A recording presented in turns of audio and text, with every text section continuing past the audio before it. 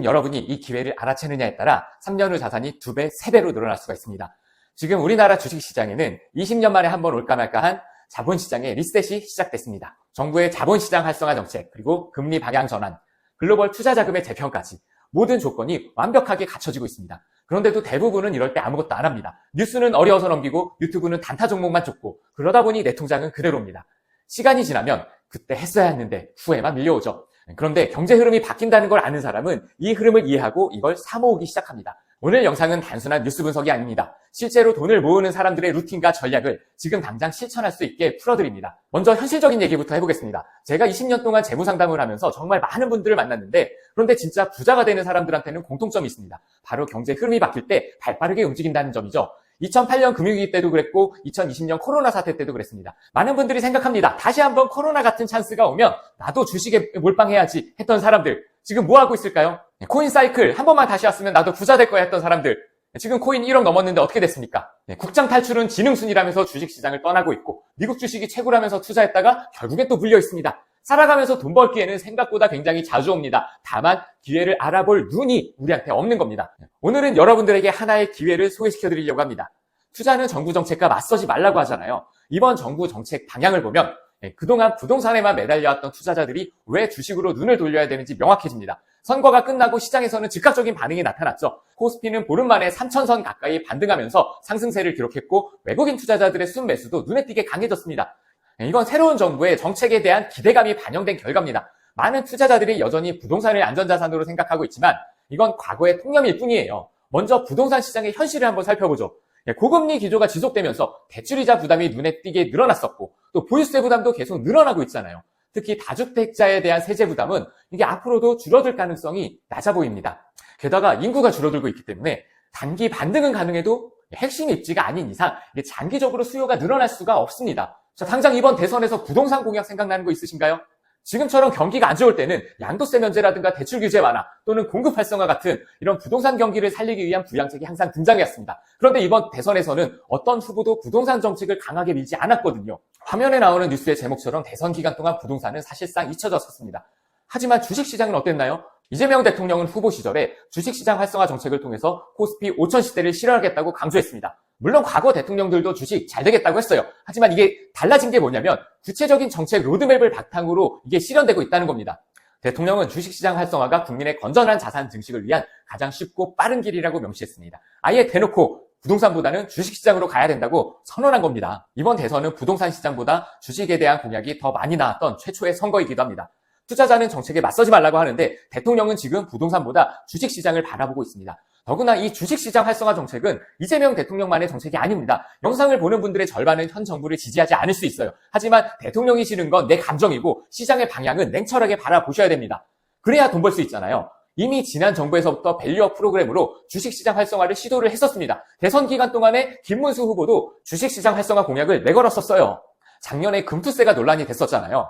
부동산 세금이 논란이 됐던 적은 있어도 주식 세금이 논란이 됐던 적이 작년이 처음입니다. 재테크 패러다임이 달라지고 있다는 이걸 눈치를 채셔야 돼요. 자, 이제 주식시장에는 활력을 불어넣을 정책들이 줄줄이 예고되어 있습니다. 상법 개정, 자사주 의결권 제한, 감사위원 분리선출 요건 완화, 공매도 제도 개선 같은 건 외국인 투자자의 유입을 유도할 수 있는 대표적인 제도 개선안입니다. 정책은 방향을 만들고 방향은 기회를 만듭니다. 진짜 부자들은 이런 정책 흐름을 읽고 먼저 움직입니다. 우리 같은 보통 사람들이 봐야 되는 건 차트가 아니라 정책 흐름이에요. 공약처럼 코스피가 실제로 5천을 갈지는 모르겠지만 적어도 주식시장은 이제 상승장의 초입이라는 겁니다. 이제는 우리가 미국장이 아니라 한국 주식에 투자를 해야 될 때입니다. 자, 지금부터 핵심을 말씀드리겠습니다. 돈 버는 사람은 절대 감으로 투자하지 않습니다. 부자들에게는 체계적인 3단계 루틴이 있습니다. 첫 번째는 판을 읽는 겁니다. 정부 정책과 자금 흐름을 파악하는 거예요. 지금 같은 상황에서 정부의 자본시장 활성화 정책이 어떤 방향으로 가는지 외국인 투자자들이 어떤 반응을 보이는지 지켜봐야 됩니다. 그래서 이것 때문에 지금은 국내 주식에 투자해야 된다라고 말씀드리는 겁니다. 자, 그리고 두 번째는 기초자산 배분입니다. 개별 주식에 몰빵하는 게 아니라 지수 ETF를 중심으로 안정적인 기반을 먼저 만드셔야 됩니다. 코스피 200 ETF, 코스닥 150 ETF 같은 걸로 기본 포트폴리오를 구성하고 전체 투자금의 30-40%를 이런 안정적인 ETF에 투자하시는 것이 좋습니다. 특히 요즘처럼 변동성이 큰 시기에는 분산 투자가 굉장히 중요합니다. 그리고 지수 ETF는 이재명 대통령이 후보 시절부터 코스피 5,000시대를 공약으로 내걸고 매수하기도 했습니다. 지금부터 물리면 대통령이랑 같이 물리는 겁니다. 그리고 대통령이 가입한 펀드는 실패한 적이 없습니다. 자, 그리고 세 번째는 테마 접근법입니다. 정책 수혜를 받을 것으로 예상되는 섹터를 선별해서 적절한 타이밍에 비중을 조절하셔야 되는데 그중에서 증권 ETF에 주목해 볼 필요가 있는데요. 우리나라는 금리를 인하하고 있잖아요. 근데 증권사들이 채권을 많이 들고 있습니다. 금리를 내리면 채권 수익률이 올라가면서 자연스럽게 돈을 더 벌 수 있게 됩니다. 서학개미들로 인해서 미국 주식 수수료가 늘었는데 이번에 상법 개정하고 증시 활성화 정책으로 인해서 국내 주식 수수료도 더 늘어날 수 있겠죠. 그런데 저 PBR 종목들이 이 증권사에 널려 있습니다. 올해 트럼프 때문에 증시가 많이 영향을 받고 있는데 이 트럼프의 관세 영향에서도 증권사는 자유롭죠. 자, 그리고 두 번째로 말씀드렸던 반도체 섹터는 AI의 필수적인 섹터라서 말할 것도 없습니다. 삼성전자와 하이닉스가 그동안 따로 놀았지만 이제는 삼성전자도 좀 올라가줘야죠. 메모리 가격도 서서히 반등해가고 있습니다. 여기에 정부의 반도체 정책까지 맞물려서 중장기적으로 좋은 흐름을 만들어갈 수 있습니다. 신재생 에너지도요, 탄소 중립 정책과 함께 꾸준한 성장이 예상되고 있습니다. 원전도 좋지만 원전 너무 많이 올랐잖아요. 자, 한번 R200 달성 수치를 한번 보세요. 해외와의 차이가 굉장히 극심합니다. 우리나라는 에너지 정책이 필요할 수밖에 없는 나라입니다. 지금 말씀드렸던 섹터 ETF의 30-40%를 배정해 볼 수가 있습니다. 이렇게 투자하면 어떤 결과가 나올까요? 매일 뉴스 보면서 휘둘릴 필요가 없습니다. 복리 효과와 정책 방향성이 맞물리면 굉장한 수익을 기대할 수가 있습니다. 한 번에 몰아서 사지 말고 시간을 두고 분할 매수하는 전략을 추천합니다. 영상을 보시는 분들 중에 투자가 처음인 분들도 있을 거예요. 저축만 하던 초보분들도 상대적으로 쉽게 접근할 수 있는 투자가 ETF 투자잖아요. 그런데 주식시장이 최근에 올라가다 보니까 많은 분들이 지금도 저평가인가요? 라고 물어보시는데요. 데이터를 보면 답이 나옵니다. 작년에 AI로 인한 글로벌 상승장에서 우리나라는 상대적으로 소외되면서 전체적으로 보면 한국 주식시장의 가치는 여전히 글로벌 대비 굉장히 저평가되어 있는 상태입니다. PER로 보면 한국은 9배 수준인데 미국은 20배가 넘고요. 일본, 유럽도 15배 수준이에요. PBR로 봐도 한국은 0.9배로 1이 안 됩니다. PBR 1은 청산가치를 의미하는데요. 이게 1이 안 되는 나라가 없습니다. 한국 주식시장이 전 세계에서 가장 싼 시장이라는 뜻입니다. 지수가 많이 올라왔다라고 해서 비싸진 게 아니라 그동안 지나치게 저평가 받아왔던 게 정상화되고 있는 과정인 겁니다. 앞으로 50%가 더 올라도 이걸 고평가라고 부르기가 어려울 정도예요. 자, 그럼 언제 투자해야 될까요? 이 영상 끝나고 오늘부터 일단 시작을 해보세요. 시장 타이밍을 맞추는 건 이건 전문가도 못하는 겁니다. 중요한 건 장기적인 관점에서 꾸준히 하는 거죠. 여기서 개별 종목 하나를 콕 집어가지고 투자하는 게 아니라 방향을 잘 잡아 나가는 게 중요합니다. 증권, 반도체 ETF 같은 섹터 ETF를 활용하면 개별 종목 리스크 없이 해당 섹터의 성장을 따라갈 수가 있잖아요. 그리고 무엇보다 중요한 건 분할 매수와 리밸런싱 전략입니다. 시장은 항상 변동성이 있으니까 타이밍을 분산하는 게 리스크를 줄일 수 있는 방법이죠. 분기나 반기마다 리밸런싱을 통해서 비중 조정을 하는 루틴을 만들어두면 더욱더 좋습니다. 부자가 되는 분들의 공통점은 시장에 오래 남는 법을 안다는 겁니다. 짧은 시간에 큰 수익을 내려고 하는 사람들일수록 대부분 실패합니다. 반면에 소액이라도 꾸준히 체계적으로 투자하는 분들이 결국에는 성공하더라고요. 복리의 마법은 시간이 지날수록 훨씬 더 큰 힘을 발휘하기 때문입니다.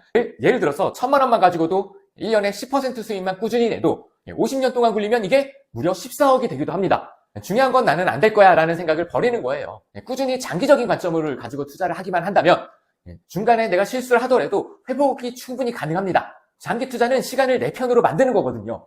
개별 종목에 올인하는 것과는 차원이 다릅니다. 부자들이 ETF를 선호하는 이유도 바로 여기에 있습니다. 안정성과 수익성을 동시에 잡을 수 있고요. 복잡한 분석이 없이도 시장의 성장을 꾸준히 따라갈 수가 있기 때문입니다. 마지막으로 한 가지만 더 말씀드리고 싶은 건 투자에 있어서 완벽을 추구할 필요는 없다는 겁니다. 정확한 타이밍을 찾으려고 고민하는 시간에 소액이라도 시작을 해보시는 게 낫습니다. 행동하지 않으면 아무것도 바뀌지 않습니다. 돈 버는 흐름을 읽는 분들은 세 가지 공통점이 있는데요. 첫 번째는요, 경제 뉴스 대신에 변화의 방향을 본다라는 겁니다. 많은 분들이 재테크를 하면서 말씀하십니다. 뉴스가 너무 많아서 뭘 봐야 될지 모르겠다. 그냥 다 어렵고 어떻게 해야 될지 감이 안 옵니다. 이런 식의 말씀들을 많이 하시는데 제가 딱 하나만 짚어드리면요. 뉴스의 숫자가 아니라 방향을 보십시오. 방향. 예를 들어서 이런 겁니다. 기준금리가 내려간다? 돈이 시장에 풀린다는 겁니다. 이 돈이 어디로 풀리겠습니까? 주식시장으로 흘러가게 되겠죠. 미국에서 금리를 인하한다? 달러 가치가 약세가 될 거고요. 그러면은 돈이 미국에서 신흥국으로 흘러 들어가겠죠. 이런 뉴스 안에서 방향을 보시면 돈의 이동 경로가 그려지잖아요. 한국과 미국의 금리 인하는 결과적으로 우리나라 증시로 자금이 흘러 들어갈 가능성을 그만큼 높여주게 되는 겁니다. 더구나 아직 우리 증시가 신흥국으로 분류되고 있는데요. 지금 선진지수 편입을 준비하고 있습니다. 선진지수로 분류가 된다면 또다시 수십조 원의 돈이 우리 증시로 흘러 들어오게 됩니다. 그럼 시장이 어떻게 될까요? 올라가겠죠. 자, 그리고 두 번째 공통점. 빨라지는 타이밍을 기다리지 않는다는 겁니다. 돈을 잘 모으는 사람들의 특징은 의외로 조급하지 않다는 거예요. 단타 치지 않고 매일 시장을 들여다보지 않아요. 주식 계좌를 많이 들여다볼수록 수익이 안 납니다. 계좌를 잘 안 보는데 수익이 나는 이유가 뭘까요? 지금은 사두면 되는 구간이라는 걸 미리 알기 때문이에요. 지금이 딱 그런 구간입니다. 금리는 떨어지고 달러는 약세를 보이기 시작했고 국내 주식시장도 점점 기지개를 펴고 있죠. 이걸 읽을 줄 아는 사람은 불장에 오는 거를 결코 놓치지 않습니다. 그리고 ETF든 적립투자든 루틴을 만들어서 자동으로 실행을 합니다. 결국 부자는 타이밍을 맞추는 사람이 아니라 타이밍에 올라타는 사람입니다. 자, 그리고 세 번째 공통점. 복리 루틴을 통해서 평생 자산 전략을 만들어가는 겁니다. 단순한 이야기지만 가장 강력한 무기죠. 지금 당장 단타로 수익을 낼 수는 있겠지만 이건 운과 집중력이 동시에 필요한 고난이도 게임입니다. 그리고 운으로 번 건 반드시 실력으로 까먹습니다. 잠깐 번 사람들은 많아도 꾸준히 버는 사람들 생각보다 별로 없으시죠? 자산을 2배, 4배, 10배 이렇게 키우는 사람들은 거의 예외 없이 복리 구조로 움직입니다. 지수 ETF를 활용해서 6개월 단위로 자산 재분배를 하고 주기적으로 입금하면서 재투자를 하면서 이렇게 누적된 5년, 10년은 생각보다 단단하게 자산을 만들어줍니다. 왜냐하면 복리는 시간이 길어질수록 가속이 붙기 때문입니다. 누구나 할 수 있지만 많은 분들이 따라하지 않는 그런 전략이기도 합니다. 여러분, 오늘 영상 보셨다고 내일 부자 되는 건 아닙니다. 하지만 지금 행동하지 않으면 3년 뒤에도 똑같은 자리일 겁니다. 시장의 변화는 자주 오는 게 아닙니다. 2008년 금융위기 때 그리고 2020년 코로나 때 용기를 내서 투자했던 사람들이 지금 어떻게 되는지 한번 살펴보시고요. 마지막으로 강조한다면 그래도 아직 무섭고 뭘 사야 될지 모르겠어요.